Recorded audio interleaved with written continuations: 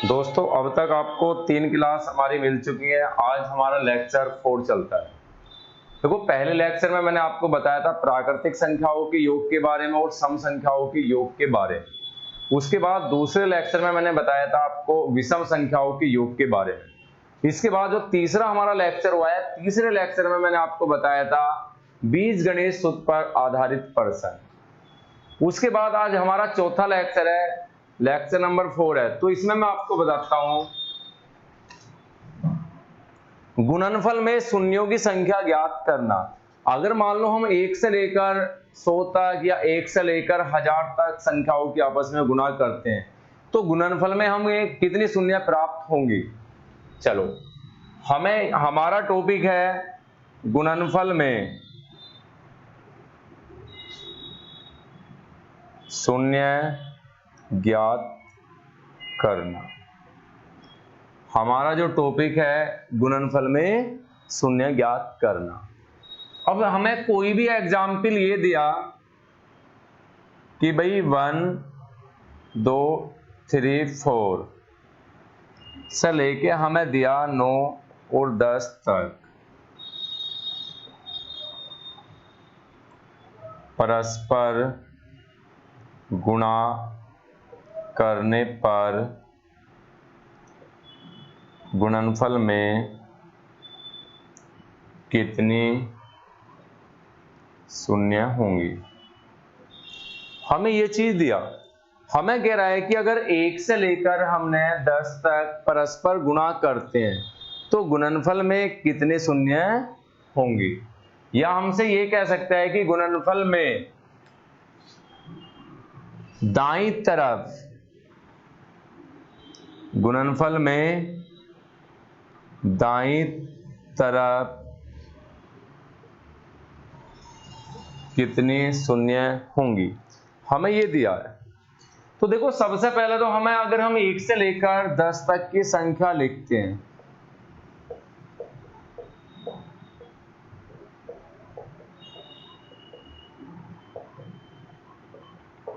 ये हमें दिया, तो सबसे पहले हमें ये देखना है कि अगर हम शून्य निकालते हैं शून्य बनने का कारण क्या है। शून्य एक हमारी 5 से बनेगी और एक शून्य हमारी 10 से प्राप्त होती है। तो अगर मैं देखता हूं कि भाई 5 की गुणा अगर हमारी किसी भी सम संख्या के साथ 2 के साथ कर लो, 5 की गुणा हमारी 4 के साथ कर दो, 5 की 6 के साथ, 5 की गुणा 8 के साथ। अगर हम 5 की गुणा किसी भी सम संख्या के साथ करते हैं तो एक हमारी 0 प्राप्त होती है। एक तो 0 हमारी 5 से प्राप्त होगी और एक 0 हमारी इससे प्राप्त होती है। तो अगर मैं 1 से लेकर 10 तक की संख्याओं की आपस में गुणा करता हूं तो गुणनफल में दाईं तरफ 2 शून्य प्राप्त होती है। तो हमें इसका जो नियम है 10 को 5 से डिवाइड करते हैं, 10 को 5 से डिवाइड करेंगे तो कितना होगा, ये 2 होगा। तो हमेशा ये ध्यान करना कभी भी हमें शून्यों की अगर संख्या निकालनी है तो हमेशा 5 से डिवाइड करना है और डिवाइड करने के बाद जो भी हमारा ये भागफल आता है अगर भागफल 5 से छोटा है तो हमारा यहीं छोड़ देंगे, लेकिन अगर 5 से बड़ा है तो जब तक डिवाइड करेंगे जब तक भागफल हमारा 5 से छोटा प्राप्त नहीं होता। चलो इसके बाद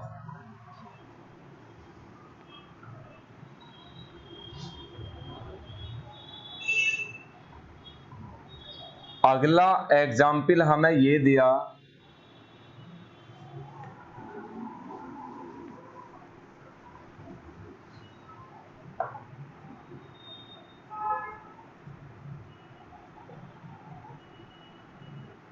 ये हमें दिया 49 और 50 तक।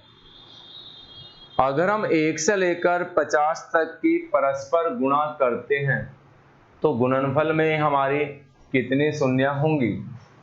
तो 50 को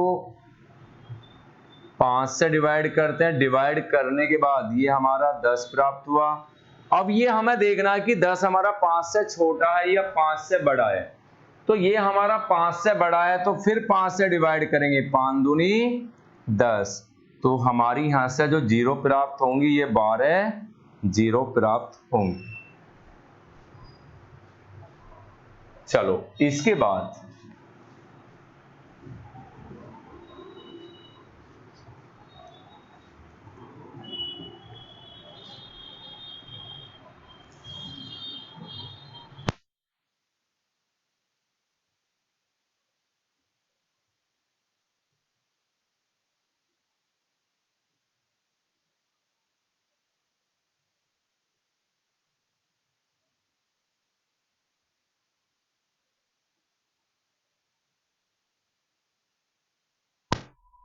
इसके बाद मान लो हम कोई और एग्जाम्पल लेते हैं।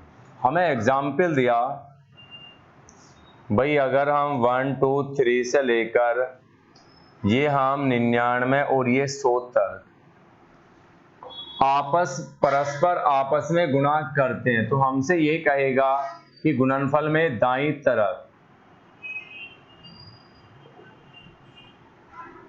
कितने शून्य होंगी। हमें ये कह रहा कि भाई दाईं तरफ हमारी कितनी शून्य होंगी, तो हमें 100 को डिवाइड करना है 5 से। 5 दूनी 10, तो ये हमारा 20 बार। फिर 20 को हम 5 से डिवाइड करते हैं, 5 चौक 20, तो यहां से हमारी जीरो कितने प्राप्त हुई, 24 जीरो प्राप्त होंगी। क्लियर है सभी का। चलो इसके बाद अगर मान लो हमारा ये थोड़ा और बड़ा भी क्वेश्चन दे देता है, अगर हमारा कॉन्सेप्ट क्लियर होगा तो हम आसानी से कितनी भी बड़ी संख्या में दे सकता है। हमें ये दिया कि भाई 249 से 250 तक गुणनफल में दाईं तरफ कितने शून्य होंगी। हमें ये दिया अगर 1 से लेकर हम 250 तक की परस्पर गुणा करते हैं, तो हमें ये देखना कि गुणनफल में हमारी कितनी शून्य होंगी। तो हमें 250 को डिवाइड करना है 5 से। 5 पंजे 25, ये 50 बार।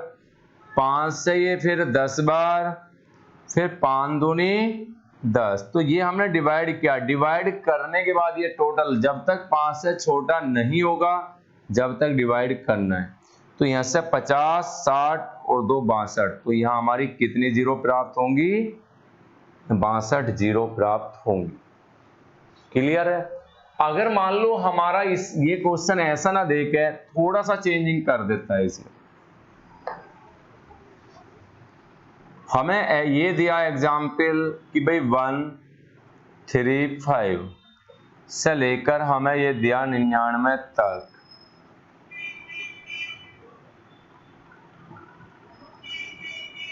परस्पर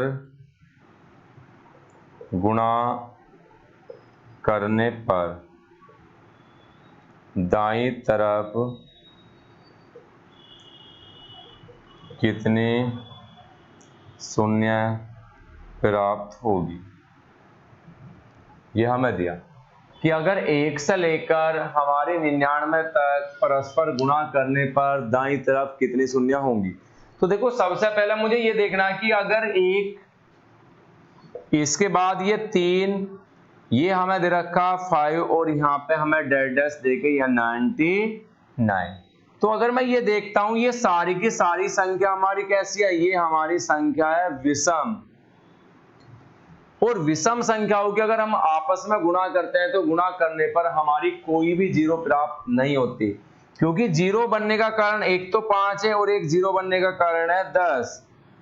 5 के साथ जीरो हमारी तभी बनेगी जब हमारा 5 के साथ किसी भी सम संख्या के साथ गुणा करते हैं तो जीरो हमारी तब बनेगी। लेकिन 5 के साथ तो हमारी कोई भी सम संख्या नहीं है, तो ये हमारा क्या होगा, अगर 1 से 99 हो या 1 से लेकर 999 या हमारा कहीं तक भी ले सकते हो, अगर हम विषम संख्याओं की आप परस्पर गुणा करते हैं तो गुणा करने पर हमारी कोई भी जीरो प्राप्त नहीं होगी, कोई भी जीरो प्राप्त नहीं होगी। हमेशा ये ध्यान करना, अगर हम 1 से लेकर चाहे हमारी 9000 हो, 9999, चाहे और भी बड़ी संख्या ले सकते हो, तो हमेशा ये ध्यान करना अगर किसी भी विषम संख्याओं की परस्पर गुणा करेंगे तो कोई भी जीरो प्राप्त नहीं होगी। चलो इसके बाद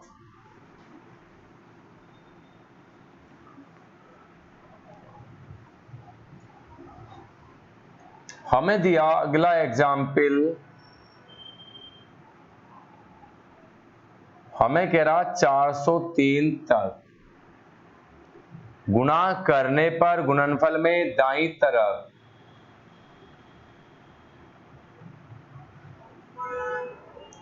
कितने शून्य होंगी, ये हमें दिया। तो 403 को हम 5 से डिवाइड करेंगे, 5 8 40। यहाँ पे हमारा 3 हमारा छोटा है 5 से, तो ये हमारा 0।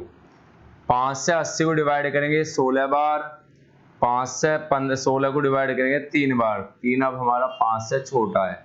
तो हमारा इसे छोड़ के इन सभी का योग हमारा शून्यों की संख्या होगी। तो अगर 1 से लेकर मैं 403 तक परस्पर गुणा करता हूं, तो गुणा करने पर हमारी ये आई हमारी 80, 16 और ये 3, तो शून्यों की टोटल संख्या कितनी आई? 99 होगी। अगर 1 से लेकर 403 तक हम सभी संख्याओं की परस्पर गुणा करते हैं, तो गुणनफल में हमारी 99 शून्य प्राप्त होंगी। चलो, इसके बाद ये तो था हमारा गुणनखंड में शून्यों की संख्या ज्ञात करना। अब इसके बाद एक में अगला टॉपिक हमारा यह है कि इकाई अंक ज्ञात करना। इकाई अंक निकालना। देखो, सबसे पहले तो हमें यह पता होना चाहिए कि इकाई अंक कौन से होते हैं। अब एक बात बताओ, अगर हमारी कोई भी संख्या बनी होती है, एक तो 0, 1, 2, 3, ये 4, 5, 6, 7, 8 और ये 9, ये हमारे टोटल अंक होते हैं। अगर मैं 0 से लेकर 1 2 3 4 5 6 7 8 और 9, ये हमारे कुल अंक है। अब देखो, सबसे पहले हमें एक तो ये पता होना चाहिए इन अंकों में, एक तो 0, 1, 5 और ये हमारा 6, ये 4 अंक ऐसे हैं, ये हमारे कभी भी नहीं बदलते, तो ये हमेशा आते हैं हमारे नो चेंज में। या ये भी कह सकते हो 0, 1, 5 और 6, अगर ये हमें कोई अंक दे रखा, उसकी पावर हमें कुछ भी दी गई है, तो वे हमारा इकाई का अंक कभी नहीं बदलता। इसके बाद हमारा 1, 2, 3, 4, 5 और 6 तो आ चुका है, 7, 8 और ये 9, ये हमारे चेंज होते हैं, ये हमारे चेंज होंगे। तो सबसे पहले तो हमें ये पता होना चाहिए कि टोटल अंक कितने होते हैं। टोटल अंक हमारे 0, 1, 2, 3, 4, ये हमारे 0 से लेकर 9 तक ये कुल अंक होंगे। अब इसके बाद अगर बात करें, ये 4 अंक ऐसे हैं 0, 1, 5 और 6, ये हमारे कभी नहीं बदलेंगे। इसके बाद 2, 3, 4, 7, 8 और ये 9, ये हमारे अंक ऐसे हैं, ये हमेशा चेंज होंगे। अब इनके लिए क्या है, सबसे पहले एक चीज मैं तुम्हें बताता हूं। जैसे हमें दिया कि भाई 2, 3, 4, जो ये चेंज है वो नो चेंज का, हमें ये दिया जैसे हमारा 0, 1, 5 और ये 6, ये तो हमारे चेंज में आए, और 2, 3, 4, 5 और 6 आ चुका है, 7, 8 और ये 9, ये आए हमारे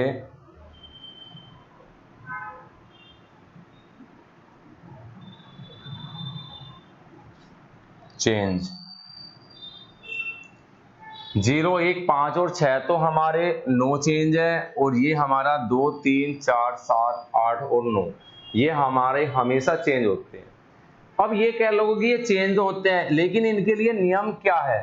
देखो, सबसे पहले हमारा क्या है, अगर मैं देखता हूं भाई 2 की पावर 1 है, तो हमारा कितना 2 है, 2 की पावर 2 तो हमारा 4, 2 की पावर 3 हमारा 8, 2 की पावर 4 ये 16 होगा, 2 की पावर 5 हमारा 32 प्राप्त हुआ।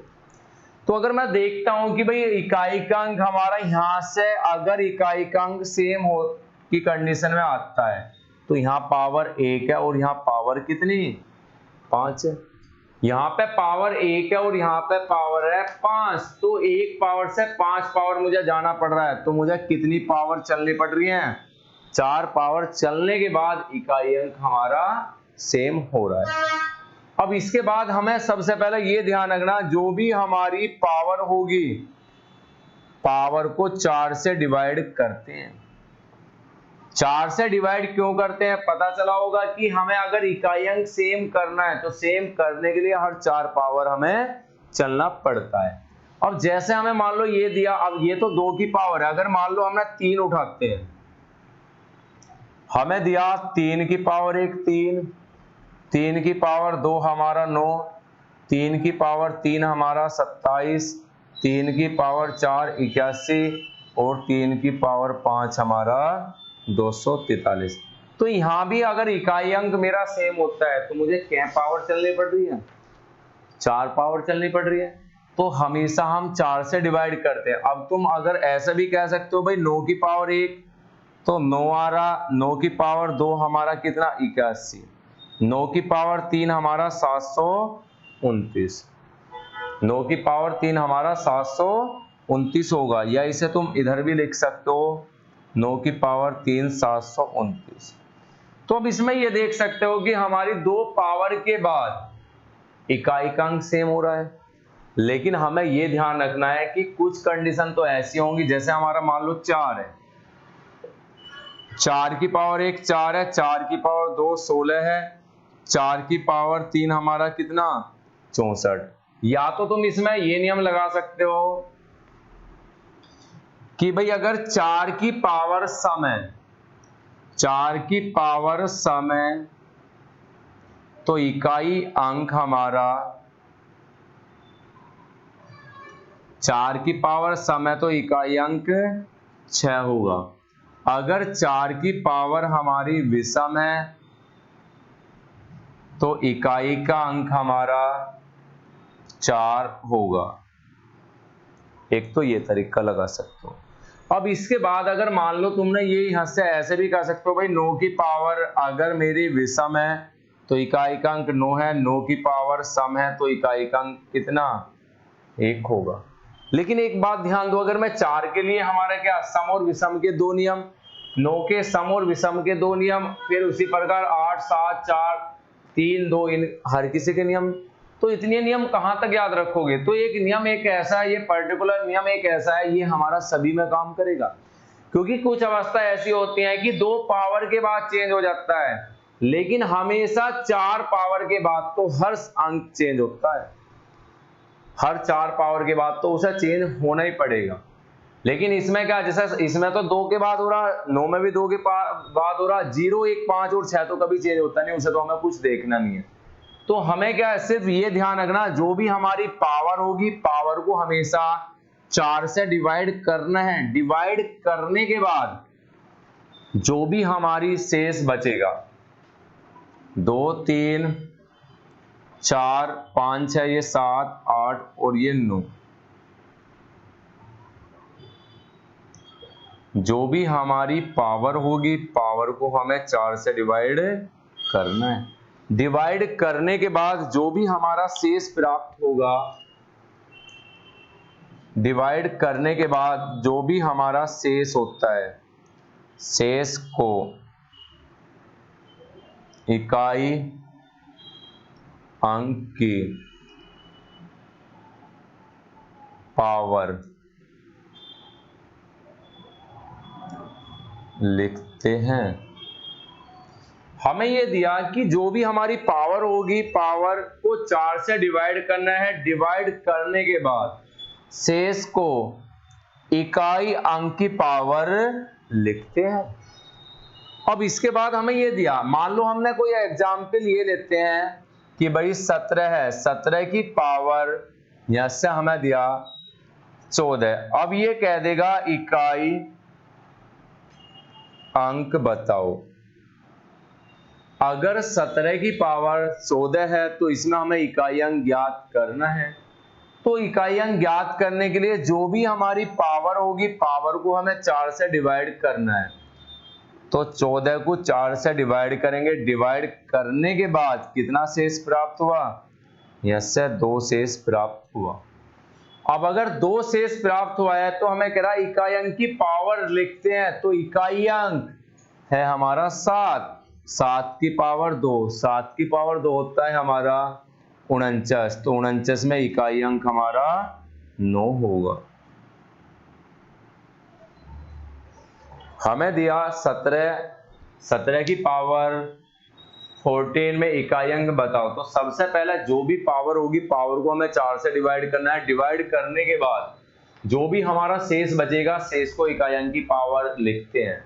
अब हमारा यहाँ से जब डिवाइड करा, डिवाइड करने के बाद हमारा 2 शेष प्राप्त हुआ। तो 7 को पावर 2 है तो 49, 49 में इकाई अंक कितना 9 है। क्लियर है? चलो और एग्जाम्पलों की तरफ चलते हैं।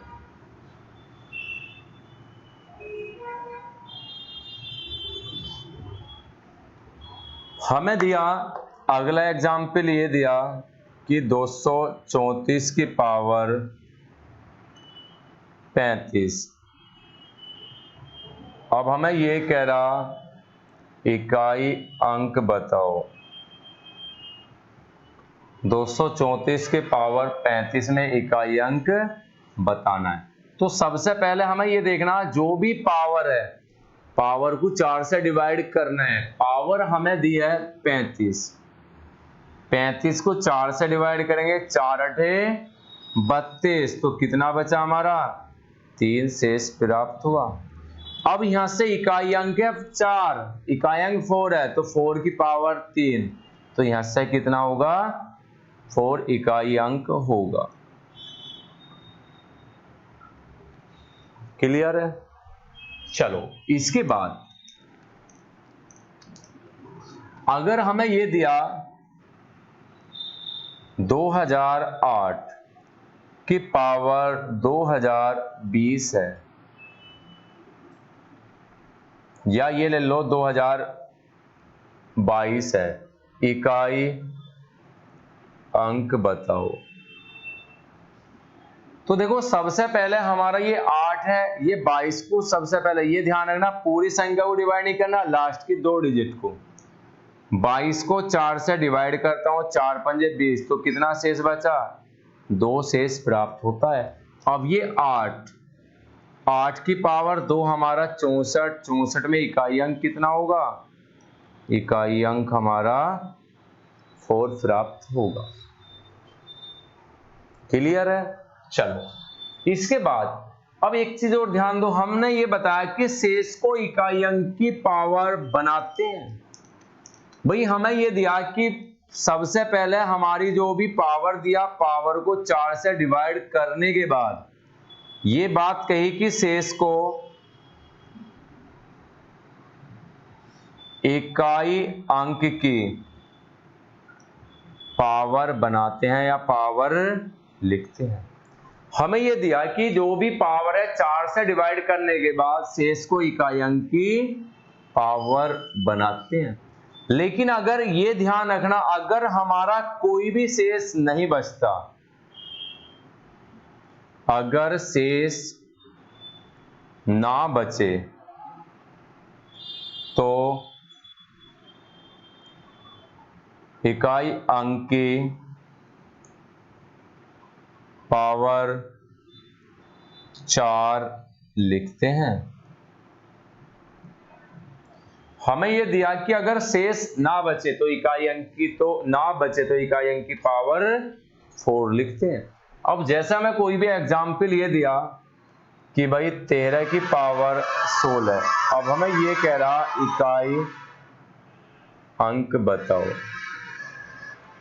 13 की पावर 16, अगर 16 को मैं 4 से डिवाइड करता हूं, डिवाइड करने पर 0 शेष है।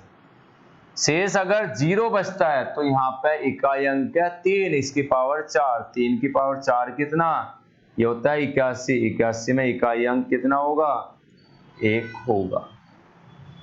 क्लियर है? आज के लिए इतना, कल आपकी आगे क्लास चलेगी।